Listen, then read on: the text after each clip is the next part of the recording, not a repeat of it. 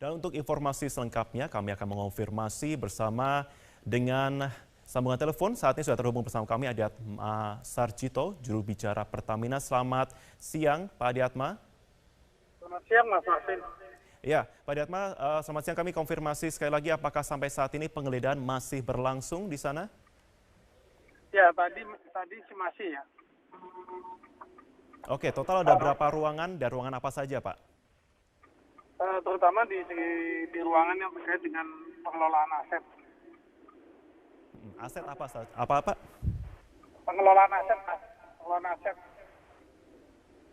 Oke, untuk pengelolaan aset total ada berapa ruangan terkonfirmasi? Tadi ada di lantai 3 ya.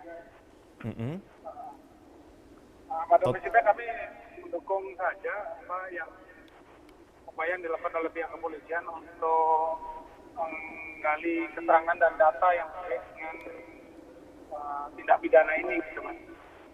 Oke, tadi kami mendapat informasi bahwa ini diduga terkait dengan aset yang berada di kawasan Simpruk, Jakarta Selatan. Apakah Anda sudah mendapatkan informasi ini? Saya detailnya belum tahu, Mas. Oke. Jadi nanti detailnya mungkin dari pihak kepolisian yang lebih tahu. Oke, dari informasi yang Anda dapatkan, yang dicari apa saja, Pak, selain dokumen-dokumen? Saya kira mengenai surat keputusan, kemudian akta penjualan tanah dan seterusnya, dan yang terkait dengan itu. Oke, Pak Adiatma posisinya ada di kantor atau di tempat lain? Saya kebetulan lagi di Semarang, Mas. Oke, di tempat lain. Dari informasi yang Bapak dapatkan dari rekan di kantor, penggeledahannya dimulai pada pukul berapa? Tadi mulai dari pagi. Dari pagi ya, sampai dengan saat ini berarti ya masih berlangsung ya? Ya. Baik, terima kasih Pak Adiatma untuk informasinya. Kami nantikan ada informasi ataupun rilis dari Anda lebih lanjut. Penyidik Bareskrim Mabes Polri hari ini menggeledah sejumlah ruangan yang ada di dalam gedung Pertamina Pusat, Jakarta. Penggeledahan ini sendiri diketahui terkait proyek pelepasan aset Pertamina periode 2011 berupa tanah yang berada di Simpruk. Dan untuk mengetahui informasi selengkapnya, saat ini kita sudah terhubung dengan Stella Now. Stella, sudah sejauh mana proses penggeledahan di gedung Pertamina Pusat ini dan apakah ada penyitaan barang-barang atau penangkapan pihak lain oleh petugas?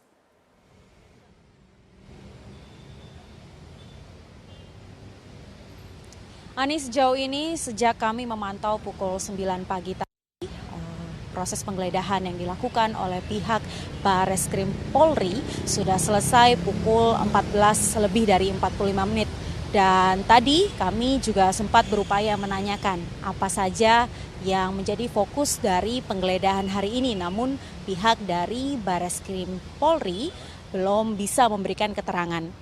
Selain itu tadi kami juga melihat ada sebuah CPU yang dibawa oleh Subdit 5 pihak dari Bareskrim Polri, bagian dari Bareskrim yang hari ini menggeledah gedung Pertamina, dan di dalam CPU ini diduga ada informasi-informasi yang berkaitan dengan kasus yang berkaitan dengan pelepasan tanah aset Pertamina yang dilakukan pada tahun 2011. Dan ini tadi juga kami sempat tanyakan kepada Humas Pertamina, namun dari pihak Humas sendiri meminta kepada media untuk bertanya langsung kepada pihak Bareskrim Polri.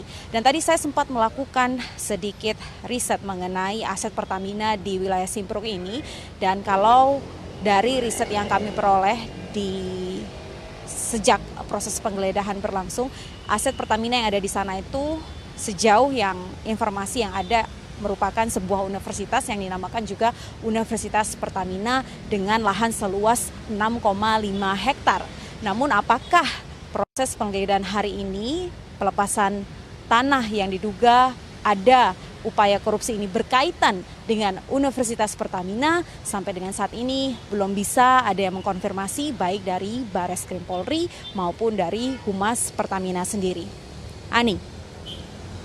Baik Stella, terima kasih banyak atas laporan Anda. Stella Now melaporkan langsung dari Gedung Pertamina Pusat, Jakarta. Sebelumnya Komisi Pemberantasan Korupsi menetapkan 6 tersangka pasca operasi tangkap tangan di Jawa Timur. KPK menyebut mereka ditangkap terkait kasus suap yang dilakukan pejabat Pemprov Jawa Timur kepada DPRD Jawa Timur dengan nilai suap mencapai 600 juta rupiah.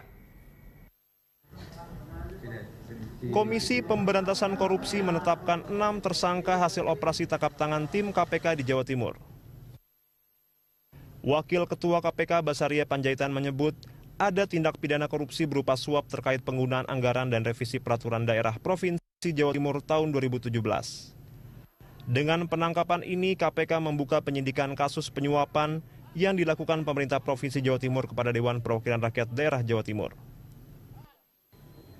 Setelah melakukan pemeriksaan 1 kali 24 jam, dilanjutkan gelar perkara, disimpulkan bahwa dugaan tindak pidana korupsi penerimaan hadiah atau janji terkait pelaksanaan tugas pengawasan dan pemantauan oleh DPRD Provinsi Jatim terhadap juga pelaksanaan perda, revisi perda dan penggunaan anggaran Provinsi Jawa Timur tahun 2017.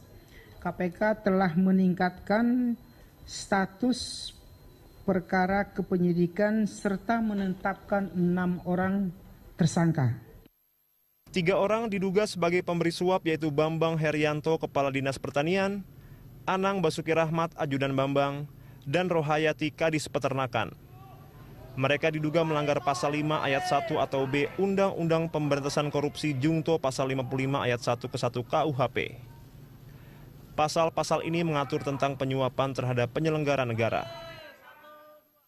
Selain itu, ada 3 orang yang diduga menjadi pihak penerima uang suap, yaitu M. Basuki, Ketua Komisi B DPRD Jawa Timur, Santoso, staf DPRD, dan Rahman Agung, staf DPRD.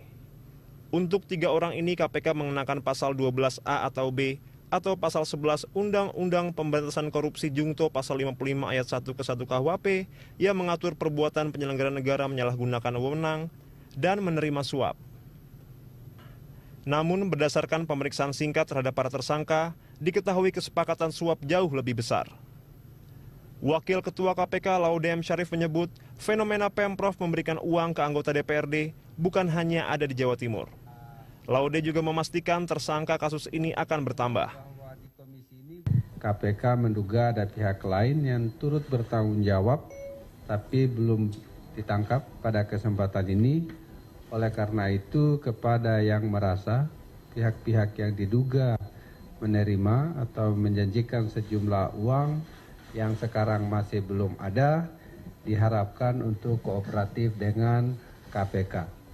Sebaiknya dia melaporkan diri KPK atau bisa mengunjungi kantor polisi terdekat di Provinsi Jawa Timur.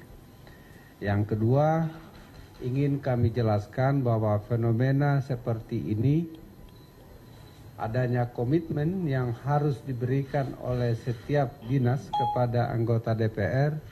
Ini bukan fenomena yang terjadi di Jawa Timur saja, tetapi juga banyak terjadi di daerah-daerah lain.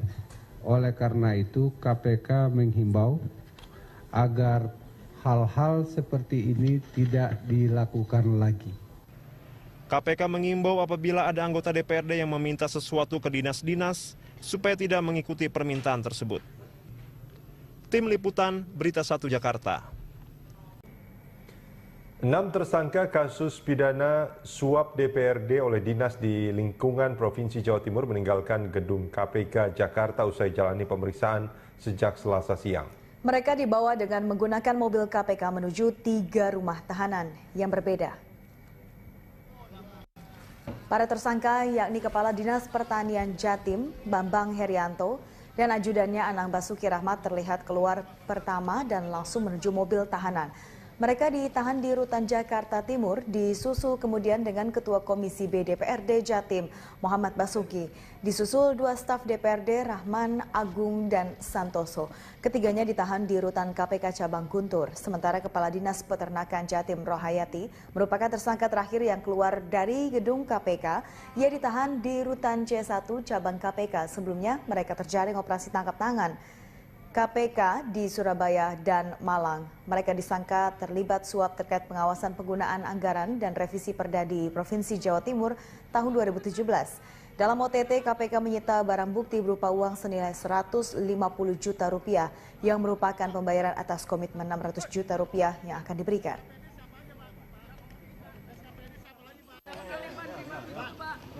Bapak,